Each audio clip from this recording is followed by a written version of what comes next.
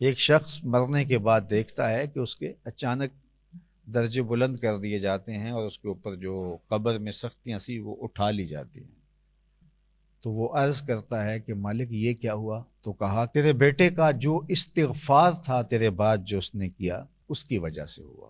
حضرت ابو ہریرہ ایک دعا مانگا کرتے تھے اللہ کے بارے، اللہم اغفر لابی ہریرہ ولأمی ولمن استغفر لہما، اے اللہ ابو ہریرہ کو بخش دے، ابو ہریرہ کی ماں کو بخش دے، اور جو ہم دونوں کے لیے بخشش کی دعا کرے اللہ اسے بھی بخش دے۔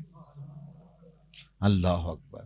حضرت محمد بن سیرین جلیل القدر تابعی ہوئے، وہ جب بھی دعا مانگتے تھے تو یہ دعا ضرور مانگتے تھے، اللہم اغفر لابی ہریرہ ولأمہ ولمن استغفر لہما، اللہ ابو ہریرہ کو بخش دے، حضرت ابو ہریرہ کی ماں کو بخش دے۔ تو کسی نے حضرت ابن سیرین سے کہا تمہیں حضرت ابو ہریرہ سے کوئی خاص رشتہ ہے محبت کا کہ تم ضرور ان کے لیے ان کی ماں کی بخشش کی دعا کرتے ہو؟ کہا کہ رشتہ تو آپ کا بھی وہی ہے جو میرا ہے، لیکن میں اصل ان کے لیے دعا کر کے ان کی دعا میں شامل ہوتا ہوں، چونکہ انہوں نے کہا تھا اے اللہ ابو ہریرہ کو بخش دے، ابو ہریرہ کی ماں کو بخش دے، اور جو ہم دونوں کے لیے بخشش کی دعا کرے اسے بھی بخش دے، تو میں ان کے لیے دعا کر کے ان کی دعا اپنے حق میں لے رہا ہوں۔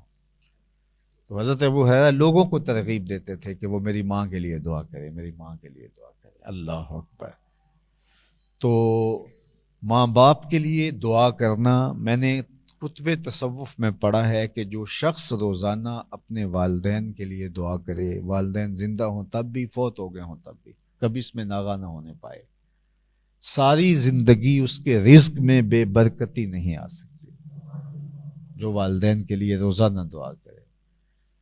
ویسے ہمیں جو ہمارے دین نے اسلوب عبادت دیا ہے، اللہ اکبر، کتنا خوبصورت دین ہے دین اسلام۔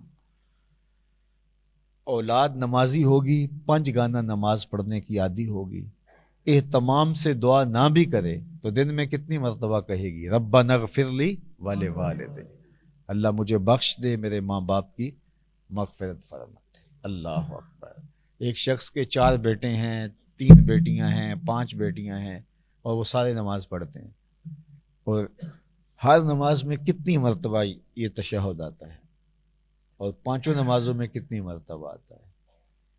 تو کبھی مسجد میں دعا مانگ رہے ہیں، کبھی گھر میں، کبھی حرم میں، کبھی مدینہ المنورہ میں، کبھی ریاض الجنہ میں، کبھی دکھے ہوئے دل کے ساتھ، تو کبھی تو کوئی کیفیت ایسی ہوتی ہے نا کہ باب اجابت تک دعائیں پہنچتی ہیں۔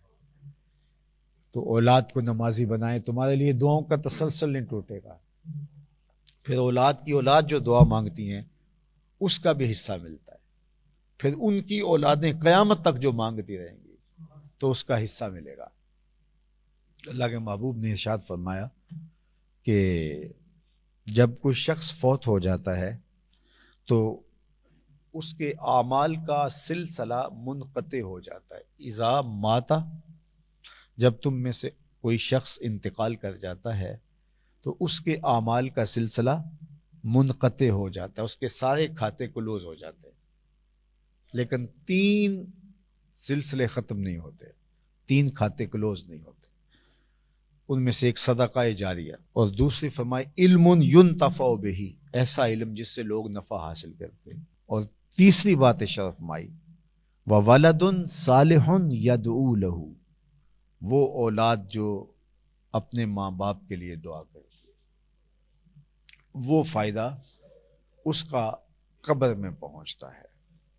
ویسے تو میں ایسا بھی دیکھا ہے کہ اس پر بھی بحث ہو رہی ہوتی ہے کہ یہ پہنچتا ہے یا نہیں پہنچتا، اس کو حالانکہ ضرورت ہوتی ہے وہاں، اور ہم بحث میں لگے ہیں۔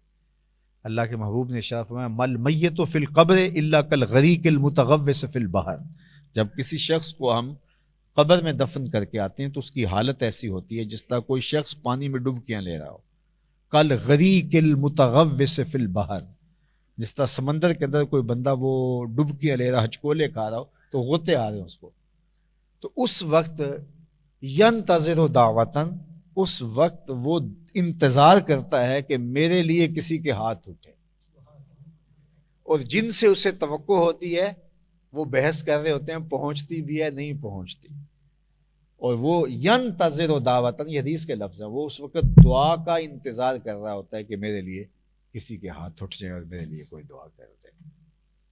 اللہ اکبر۔ سنو، دعا اللہ جل شانہ کو محبوب ہے، اور اللہ نے اپنے سے مانگنے کا ہمیں حکم دیا ہے، اور جب کوئی دعا مانگتا ہے تو اللہ اس کو رد نہیں کرتا۔